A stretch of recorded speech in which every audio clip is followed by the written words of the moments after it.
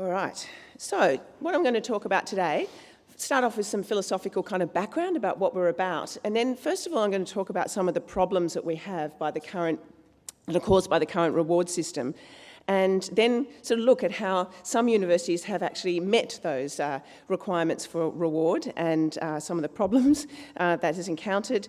There's also issues about other ways of measuring researchers, looking at a solution, and at the end, rather than talking about doom and gloom, I will be looking at some recent examples of changes to this and moving away from the status quo. So let's start with the normative structure of science.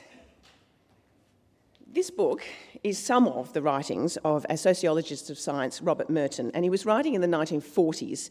I used to work in magazine publishing, and we talk about the thwack factor, we used to, about magazines, and it was the sound that the magazine makes when it lands, right? That is an impressive thwack index, and we're going to come back to indexes a bit later on.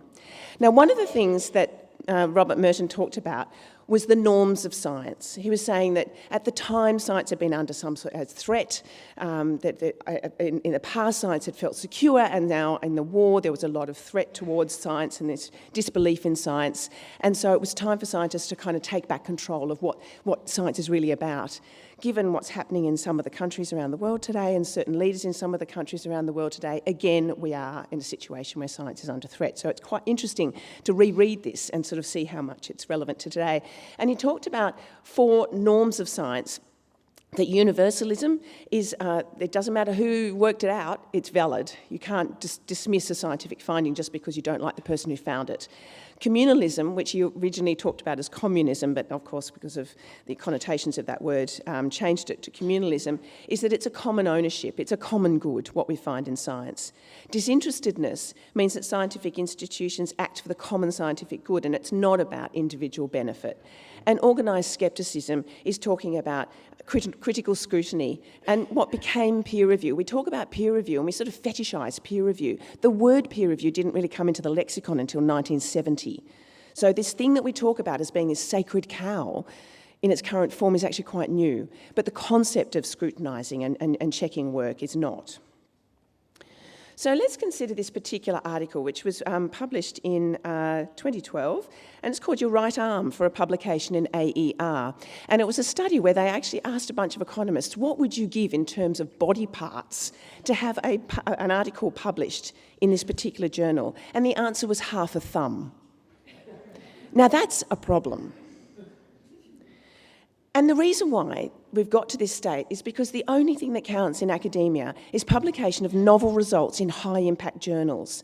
So what we have here is one of many versions of a research life cycle where the only thing is the red thing down there, the publishing part. That's the only thing that gets measured.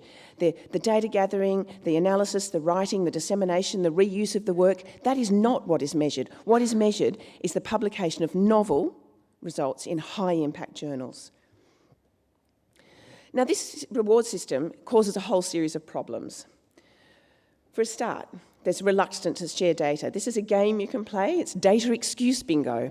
So what you do is you talk to a bunch of researchers and say, we'd like you to share your research, and they come up with, oh, but people will contact me to ask me about stuff, or people will see that my data is bad, or I don't know how to do it.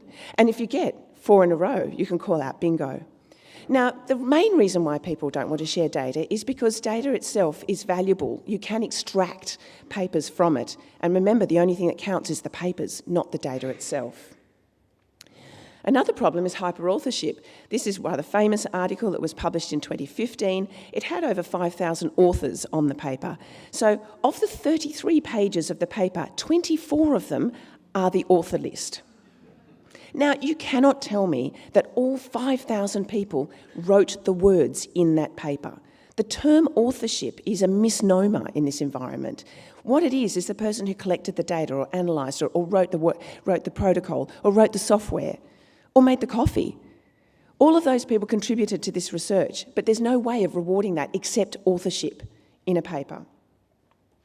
Another problem is reproducibility. We are increasingly seeing problems with reproducibility and people's inability to reproduce. And the reason why is scientists are very rarely rewarded for being right. They are rewarded for publishing in certain journals and for getting grants. And that means that there's all sorts of activities that happen in the scientific endeavour which are what should we call dodgy practice. And it's quite common for people to do things like not put the full protocol in, leave a crucial part of the protocol out so that the work cannot be reproduced. This is not really in the spirit of communalism. Another problem is gaming. So this happened earlier this year. Springer had to retract 107 papers because they discovered that there was this peer review ring that was going on where people were saying, oh, I'll review your paper if you review mine positively. And it turned out, of course, that this was quite problematic, and to their credit, they retracted these papers. But this is gaming the system. So Springer's not to blame here. It's the people who are gaming the system. So what this results in is poor science. What we have is the natural selection of bad science. And this was a paper that was published, I think, last year. Date's on there, but I can't see yet, in June 2016. And another problem we've got is just simply that the kind of research that's being published and the kind of research that's being funded is not very exciting. It's risk adverse. So this slide refers to two different papers. So one of them is one that came out in April this year from Nature, saying reviewers are blinkered by bibliometrics. And what it's saying is that the scientists that this group interviewed said that they dare not propose bold projects for funding because they won't be funded. And that the 15 years' worth of citation data suggests that common bibliometric measures are relying on short-term windows and they undervalue risky research. So we're really limiting the kind of research that we're supporting. The other research that's referred to here is a talk that I attended at Researcher to Reader last year, 2015, year before last. It was very interesting. Professor James Evans is a sociologist of science, and he does research on what kinds of science is being done. And so what he did was an analysis of the titles of all of the publications, science publications, journals, in a particular year, and then looked at the titles in the following year. And he said you can actually predict to a 90-something% accuracy what the publications are going to be in the following year by looking at the previous year. And so what he was saying is that scientists are writing to influence reviewers and editors in the process, and so they're using things like strategic citation processes. And he showed a clear line that the greater the novelty of the work, the greater likelihood it is to have a negative review.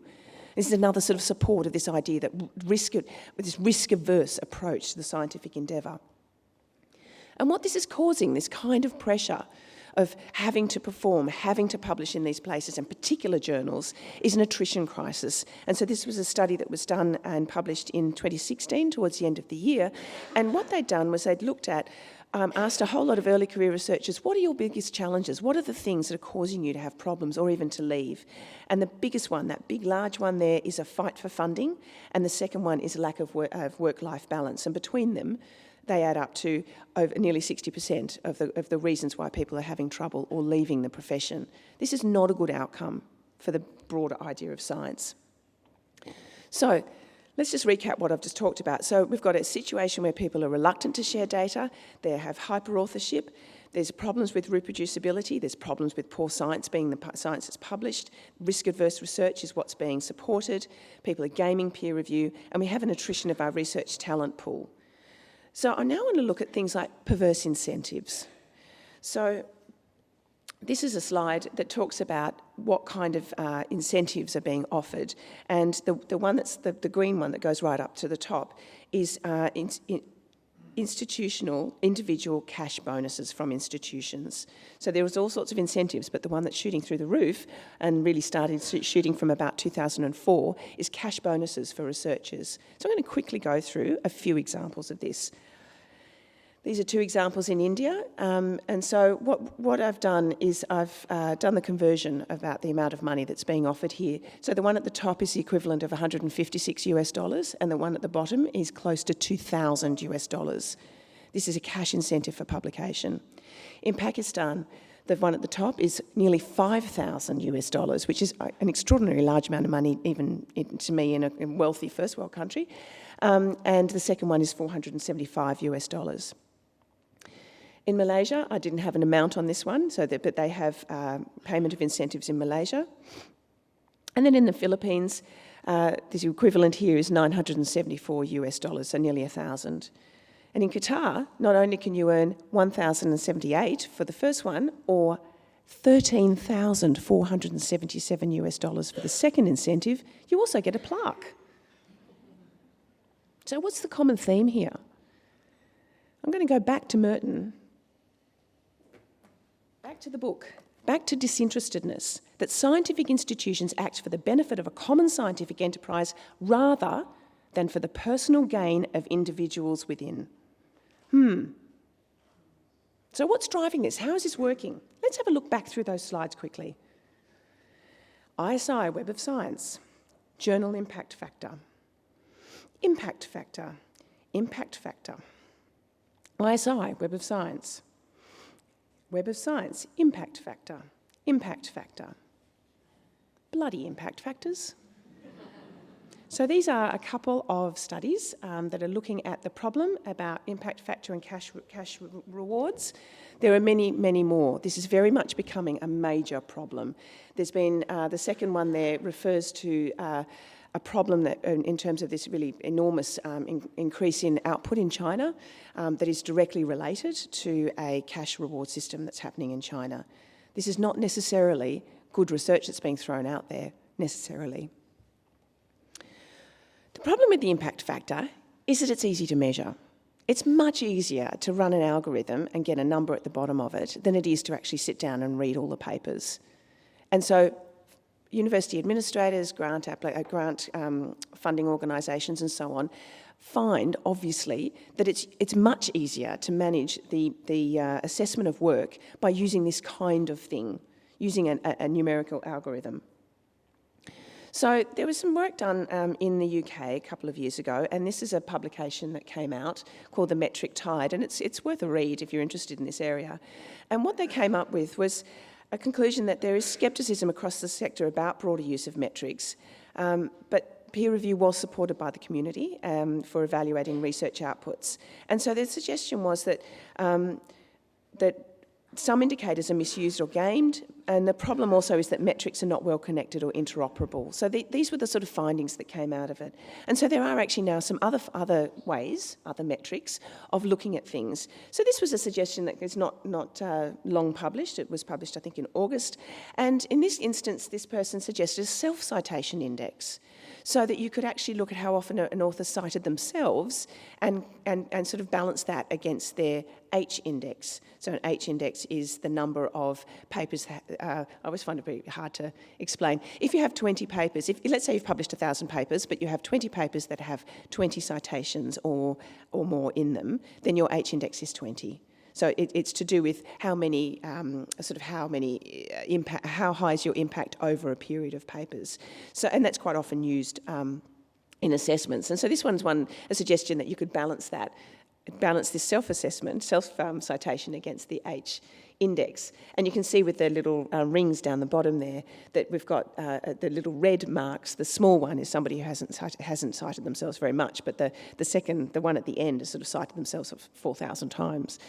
Now, there may be reasons why you do self-cite. You may be the first person in a field. You may be one of the few people writing, and so there really aren't many other people to cite. There are valid reasons, but it does create a pattern. So this is an example of another kind of metric that can be brought into the mix. Now, speaking of other ways of measuring, let's just jump back to that paper that had the 5,000 authors on it. It has a very high altmetric score of 579. And I noticed when I was doing this talk the first time, when I pulled this information out, that it was noted that this was a very high altmetrics number. So I thought, let's have a look. And so I looked at the blogs. And the first blog that came up was one called The Case for Open Research, The Authorship Problem, written by a certain Dr. Danny Kingsley. And you note that actually looking through the blogs about this paper, what they're about is the fact that it's got 5,000 authors on it. It's not about the research in the paper. So while it's got a high altmetric score, that altmetric score doesn't relate to the science itself. So you can see that these measurements are not necessarily robust or helpful, and hence we really need more than one. So what's the solution here? And so the solution, I feel, is open research, that the idea that you've spread the load across, and the bed of nails is the allegory, that if you were to lie on one nail, it would be extremely painful, and if you were to lie on multiple, it's slightly painful, but you can manage. And so the idea is spread the load across the research process. And so we once more have the research life cycle here, but in this case, all of the items contribute to the assessment point. So everything that is done throughout the research process is open and is citable. Now, there was some research done by the Wellcome Trust in 2016 that was looking at researcher attitudes towards disciplinary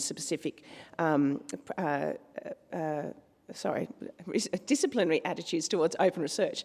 And what they found was that biomedical researchers are actively practicing open research. This is not surprising. They are probably the greatest being hit by the issues of reproducibility and questions about reproducibility. So they're aware that there's this need. Clinical researchers are also practicing open research.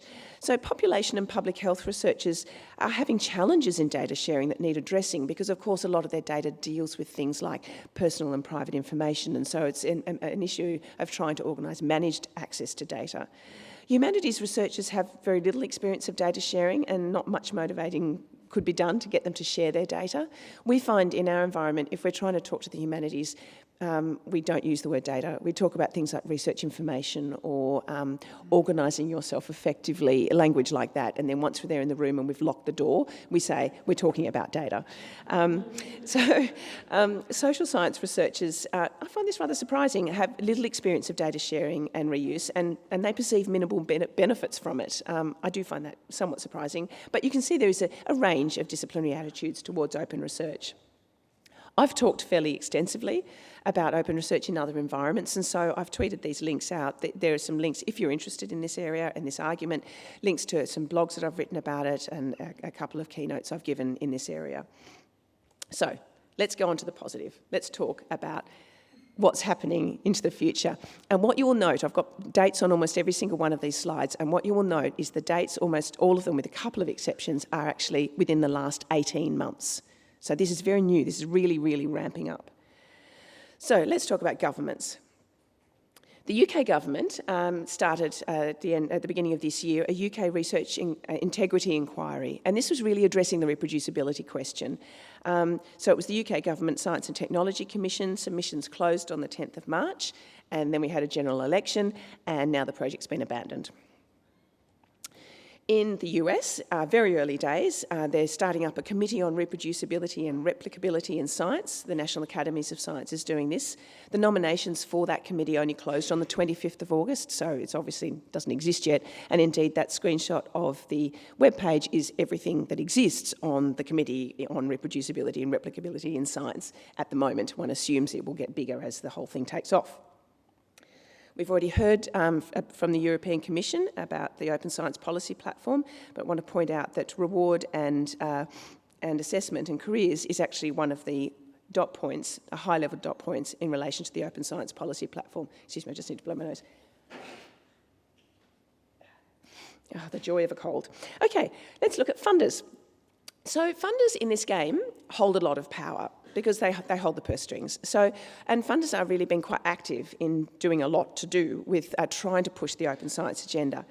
There are things like new publishing options. So Robert Kiley is going to talk later today about how this project has gone. But they launched in July 2016 Wellcome Open Research, which is a way that Wellcome Trust funded people can publish things like data sets and case reports, protocols, and null and negative results. You cannot overestimate the importance of null and negative results being out there in the open, so people don't waste time redoing the same work. The Gates Foundation, not long after that, said, OK, we'll do that too. Now, both these instances are using the F1000 platform, and the Gates Foundation, again, like the Wellcome Trust, are saying you can publish through this platform all these other outputs. The Wellcome Trust in January this year said, OK, we're going to accept preprints in grant applications. And this is quite a big move. On the 24th of March in the US, the National Institutes of Health also said we're going to allow investigators to use interim research products like preprints to speed up the dissemination of their work. And they're allowed to cite their interim research products and claim them as products of NIH funding. On the 1st of April, the Medical Research Council in the UK said they're actively encouraging researchers to share their pre-peer-reviewed manuscripts via established preprint service. and they can cite the preprints. The Wellcome Trust in July said they've just released an outputs management and sharing policy. So this is about releasing the underlying data that supports the claims made in an article. Now, it's not just the data. They're saying that data is inclusive of things like original software and research materials such as antibodies, cell lines or reagents. As a member of a community of repository managers, we are actually wondering how we share reagents, but we'll get onto that one a bit later on. But the thing is that they're saying that the outputs need to be discoverable in recognised community repositories. You can't just stick it on your hard drive. And that have persistent identifiers such as DIYs to enable them to be cited and tracked. Now, we've heard preprint happen with the words a few times just then, and it's also been referred to earlier yesterday in some of the talks. So here are some of the preprints that came to life by the end of last year, and then suddenly this year there's just been an explosion. And so the Centre for Open Science has released a whole series of new preprints. I didn't have time to find all the logos to make a pretty slide for it, so they're just listed here. But this slide talks about the life sciences use of preprints, and you can see that the timeline runs from January 2003 to July 2016, so that's the time frame. And it really sort of starts shooting up as of about 2014. So really over the last 2 years, we've had an enormous spike in use of preprints in the life sciences. This is culturally quite a big change for the life sciences, which is traditionally quite competitive.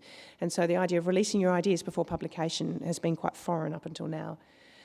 So let's just also consider the idea about broader outputs. In the UK, the Concordat on Open Research Data, which was a sort of an alliance of Universities UK plus 3 of our big funding organisations, was published in July last year with the idea that data should be shared, that all data should be shared, that this is part of a public good. And so there's now a suggestion of a community-created idea about the fair, findable, accessible, interoperable, reusable. And there's fair data. And so we don't talk about open data. When you talk to researchers about open data, they freak out. They really do. And what they're doing is they're thinking about their current research project and what a dog's breakfast it is, and that some of the data's sitting on their laptop and some sitting on their computer at home, and there might be some on a USB stick, and I don't know where it all is, and it's really badly. The metadata doesn't exist, and they panic. And so what we talk to them is about research data management, about setting their data protocols up from the start, about having good file naming protocols, backing things up. I mean, I seriously, we talked to the biochemists very early on in this process in 2015 about the new need to share data, and somebody called out from the room, "Are you telling us we have to back up our laptops?" We said, probably a good idea. So the fair data principles are a way of ensuring that data is shared. And these have now created things like practical solutions like the Registry of Research Data Repositories, and also a joint declaration of data citation principles. How do you cite data? It's all very well to have a data set and it's got a DOI, but how do you cite it? This is a new thing. So there's now a way, an understood and joint way, an accepted way by the community to cite your data. There's also community action. So DORA is the San Francisco Declaration on Research Assessment, and it's saying stop using journal impact factors as a way of assessing researchers. It's inefficient, it doesn't work. And so we should be assessing researchers on their own merits. So what's been interesting about DORA is that publishers are really getting on board. So funders and publishers are joining forces to help promote DORA, and the funders and the publishers are really behind it. So just in the last few months, we've actually had Nature and Biomed Central and Springer Open signing up to DORA. And we've also had as a slew of universities just recently. So University College London was a very early one in January 2015, and then University of Bern in January 2016. But just this year, Imperial College London and Birkbeck University of London have signed up to DORA. Now the thing is, signing DORA is one thing. Implementing it in a university is another. And I speak as somebody who is in a big university and is trying to implement change. It's very complicated. The process of trying to implement something like DORA, even if you've got everybody on board, is complicated. You need to go through that, work through the HR processes, you need to look at all the documentation that's associated with that, you need to get it through the HR committee, then you need to start disseminating it through in each of the departments and talk to each individual department about what that might mean for them. And you've got a lot of people who would disagree with this idea. So it's a challenge. So signing it is just really the start. The other thing that's happening is universities are starting to reward openness in itself. So this is another sort of step beyond just looking at journal impact factors of a way of measuring people. So the University of Liège is very much an outlier here. They started in 2008 and they said, if you want to apply for a promotion, the only things that we'll count on your CV is the stuff that's stuck in the repository. If it's not in our repository, it doesn't count when we look at your assessment. And suddenly their compliance with the policy went through the roof, not surprisingly. It doesn't have to be open. It just has to be in the repository. This is a very positive step. And Indiana University, Purdue, University Indianapolis, I can't even say it, it's such a long name, but they have started doing, as of July last year, rewarding open access scholarship in their promotion and tenure. These are really positive and case studies that we can now work and learn from.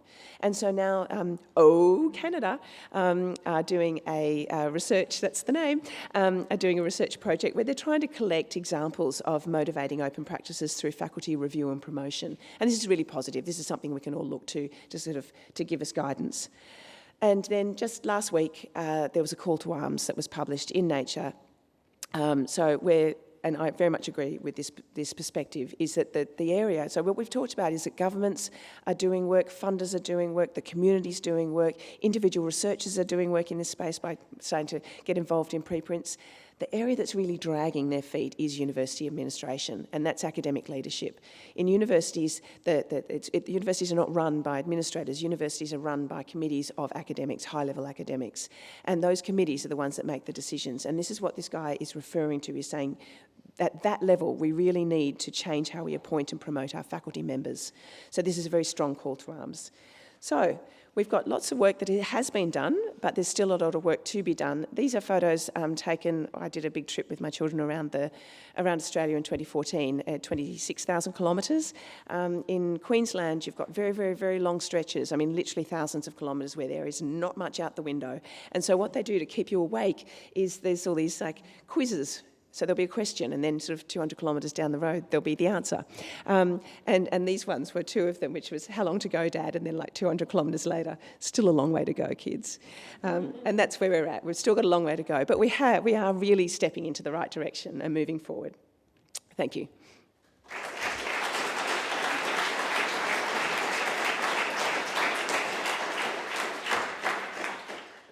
Just to add I just tweeted out a link because actually the Force 11 group that was working with the data citation principles for publishers updated that document and posted the roadmap in bioRxiv last month.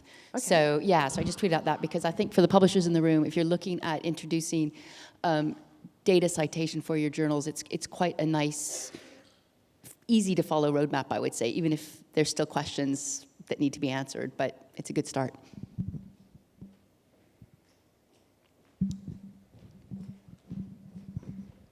Katrina McCallum at Hindawi. The cash bonuses for authors is it's an awful thing. At the same time, I heard one Chinese editor say to me, well, they also get rewarded through promotion. And in some ways, promotion is a sort of indirect cash bonus. And so the perverse incentives, I mean, you can look at it from a sort of cultural perspective, but also I think it's not just researchers that have the problem, because all the stakeholders have no interest in moving away from an impact factor, because institutions can hire faculty who bring in bigger grants, funders can showcase their researchers who publish in Nature, and publishers, make more money if they have higher impact factors because they attract more submissions. And so in some ways, the whole culture is embedded in every point in the life cycle. And what are your suggestions for how we break that culture that is so ingrained, it's almost unconscious or subconscious within institutions and funders, apart from the fantastically progressive funders like the Wellcome? So, yes, those universities are not rewarding their faculty for the fun of it. They are doing this because what it does for the university is it pushes the university up the rankings. And when you push the university up the rankings, you get more students and you get more overseas students, and then you get higher income coming through. The whole thing is completely, you're right, tied into itself. And this is where it does become very challenging, because what we do need to do is change the academic reward system. So we need to open up. If we move to open science and create science as a more transparent process, and do things like reward protocols, and they're good. I haven't gone into great detail here because I've done it before in other talks, but things like journals that will do the peer review on the protocol itself regardless of the results, and so on. There are examples where open science is occurring, but there's very little incentive to move to open science and act in this way because it's not rewarded at the moment. So what we do need to do is change the way we reward our academics, and that means addressing the academic reward system in institutions. Now, this is challenging for several reasons. One is because that there is the concern that if we do it, we will be disadvantaged because this is an international endeavour. So it's kind of, we'll just wait for somebody else to jump first. But there is also, and this is like quite real, if you're talking to a bunch of senior academics, they are sitting around that table because the reward system has rewarded them. And it is not in their interest to change it. And if you're doing that at a prestigious university that itself has done well out of the current reward system, it is not in the interest of the university to change either. So it is challenging because it's a matter of trying to convince people who don't want to be convinced. They can't see there's a problem. And so when we talk to people about this sort of thing, naively initially we were saying, oh, there's problems to do with reproducibility, oh, there's problems with hyperauthorship. What you've got is a group of people sitting around a table who are coming in, like all academics, with their own very narrow view of the world, which is, I understand high energy physics, or I understand, organic chemistry, or whatever it is. And there's usually amongst academics very little understanding about how it works elsewhere.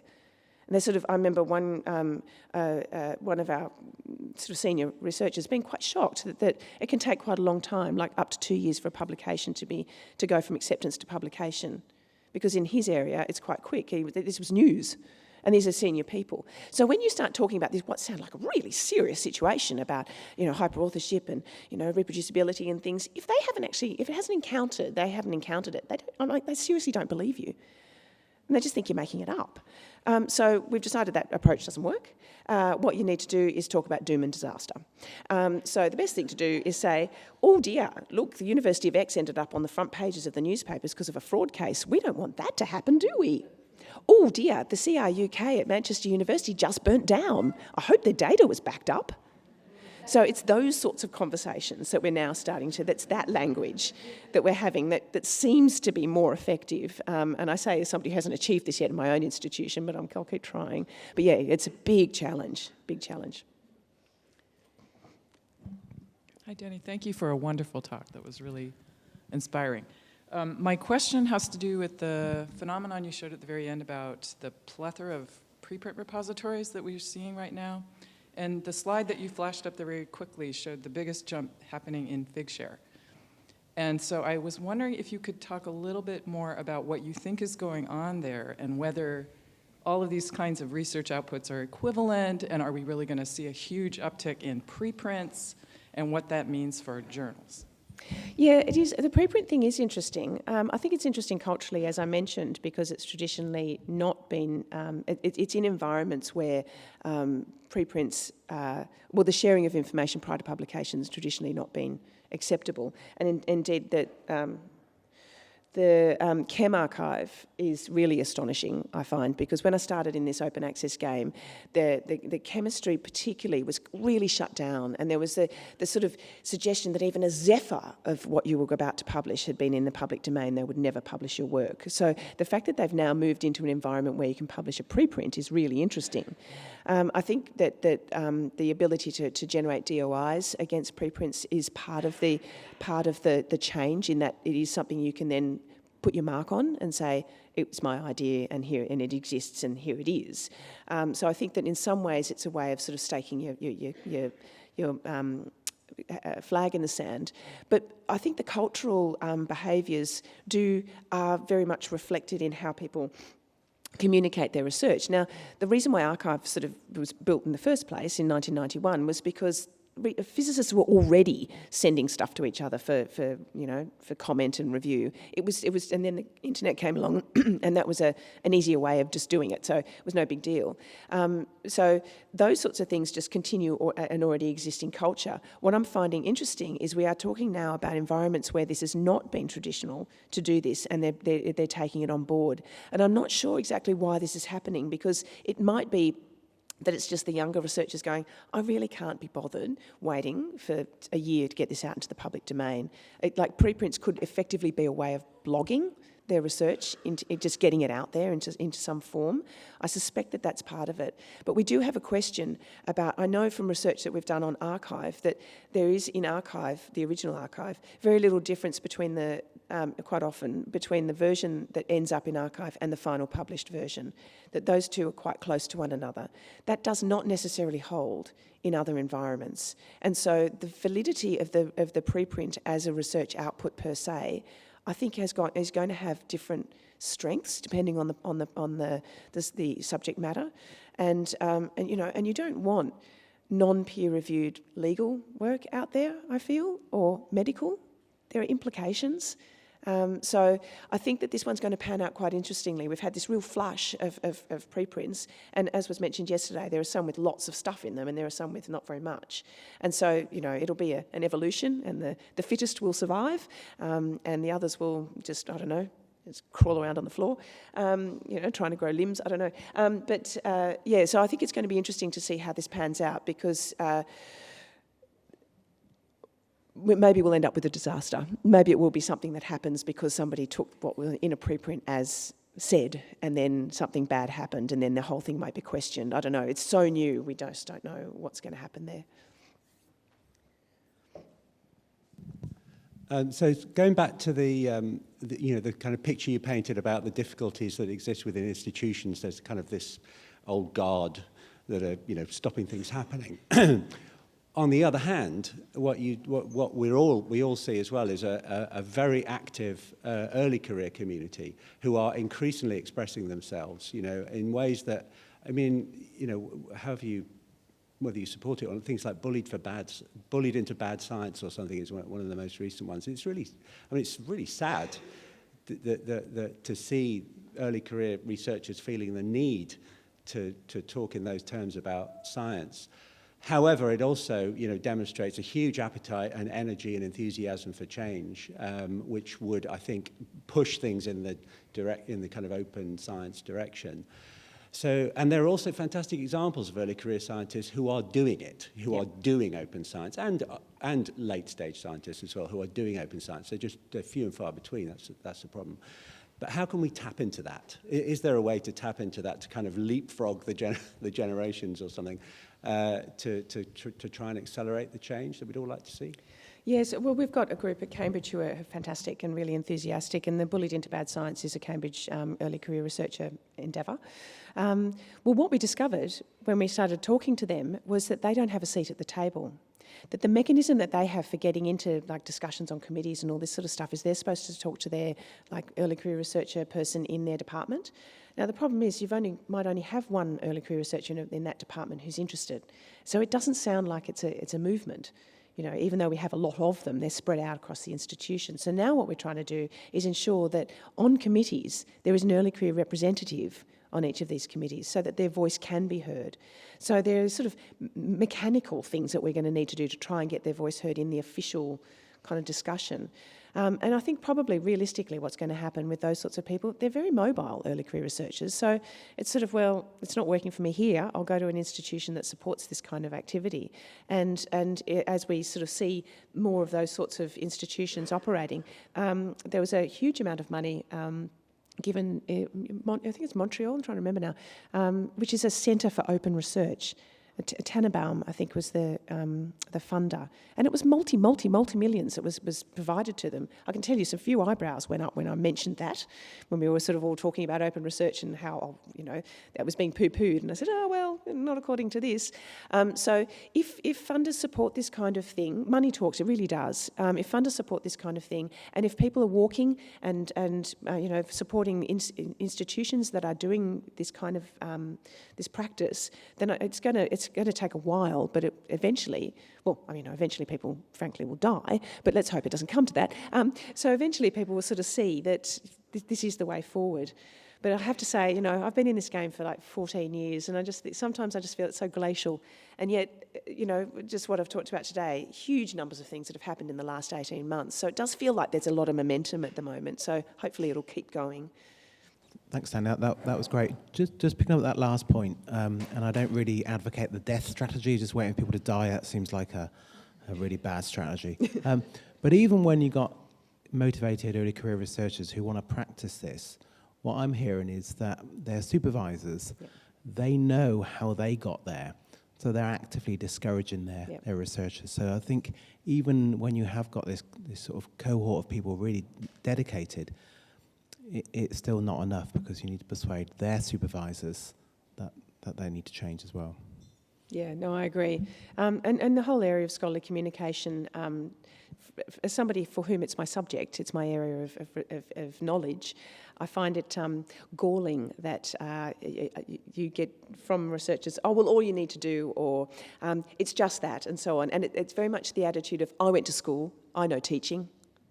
And so because a lot of obviously the research community is engaged on a practical level with some aspects of scholarly communication, they feel they have an understanding of the whole, and often they don't. And it's whatever it was that they experienced when they were going through is the habits and behaviours and expectations that they then carry through, even though, of course, the world has moved on, and it's moving extremely rapidly, and this is a major problem we have. And I actually say to people when we talk to them, you're going to go back to your supervisor, and they're either not going to believe you or tell you this is wrong. But they're wrong, they don't know. And it's a real challenge we've got. Yeah, so it's very systemic, this problem. It's not an easy one to beat. Excellent. Well, thank you, Danny, for a fantastic talk, lively Q&A.